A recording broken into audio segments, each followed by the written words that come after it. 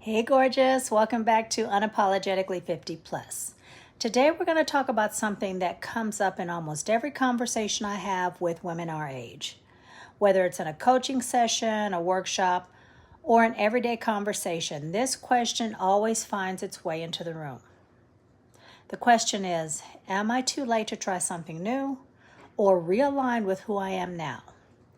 But before we get started, I have one huge favor to ask. If you find any value or enjoy the content, please remember to like, subscribe, and hit that notification bell.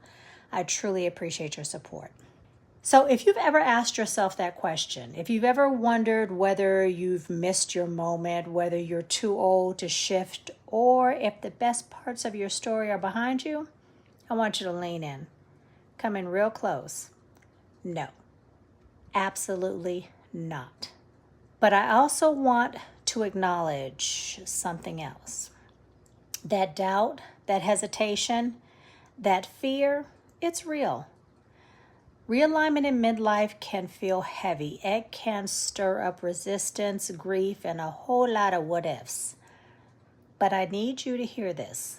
That discomfort you're feeling, it's not a sign you've lost your way. It's a sign that something inside you is waking up. It's your soul whispering, there's more for you. Now, I'm not talking about reinventing yourself from scratch. I'm not suggesting you burn it all down or start over unless you want to.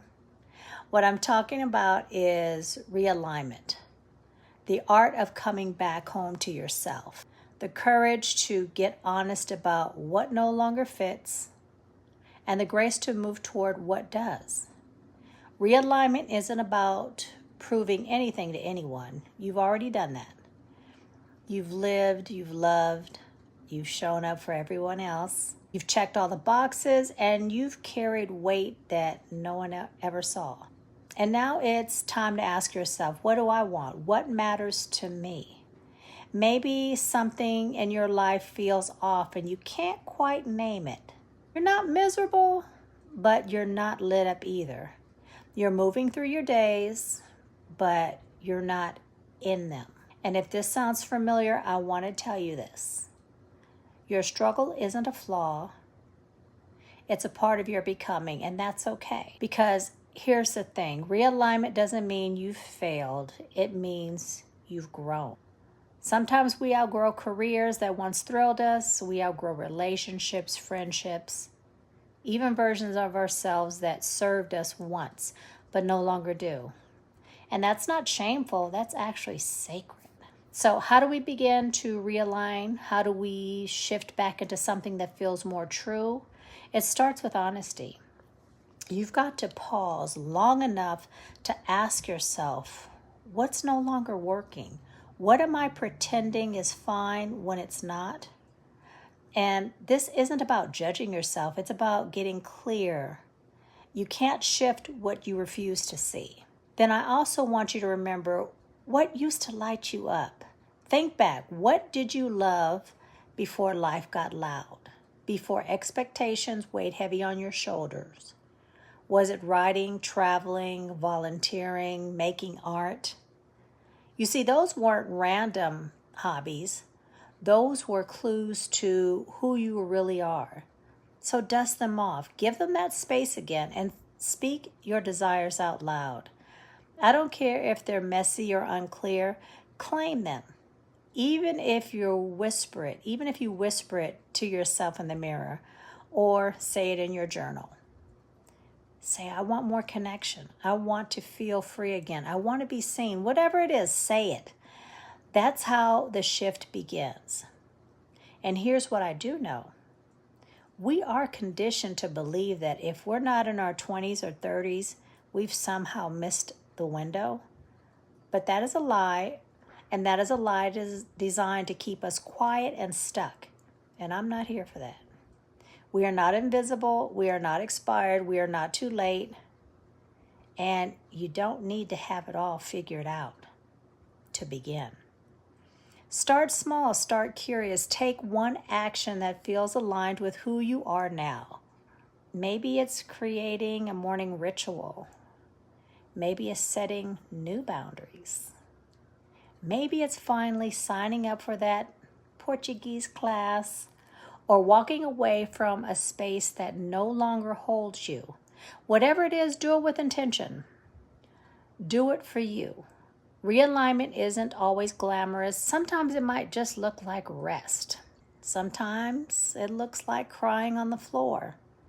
Sometimes it looks like saying no for the first time without apologizing or feeling guilty. But on the other side of that is clarity, it's joy, it's you free and unfiltered. And you don't have to rush this. There's no timeline for being more of yourself. But you do have to honor that inner voice that asks for more. And if you've been craving a little more support or guidance as you take your first steps, I have created something with you in mind, and it's called the Clarity Guide. It is a resource to help you connect with your voice, your values, and what you truly want at this stage of life. And it's totally free. And you can find the link in the description below. And if you're feeling called to go even deeper, to sit in sacred space with other women and explore what's next for you, consider joining my Reclaiming You class. And that link will be also in the description below. You see, it's not about having all the answers. It's about making space for the questions and honoring the version of you that's ready to rise. So I hope today reminded you that your story isn't over, that it's not too late, that your next chapter can be lighter, freer, and more aligned with who you are now and who you're becoming. If this conversation resonated with you, please let me know. Leave me a comment. Tell me, yes, it resonates. You can just put a simple yes in the comments. Tell me what's one thing you're ready to shift. What's been pulling at your spirit? Again, I'd love to hear from you. If this felt nourishing, go ahead and like and subscribe. Like the video and subscribe to the channel, and share with a friend who might need this reminder as well. All right, y'all. So until next time, please stay unapologetically you. Talk to you later.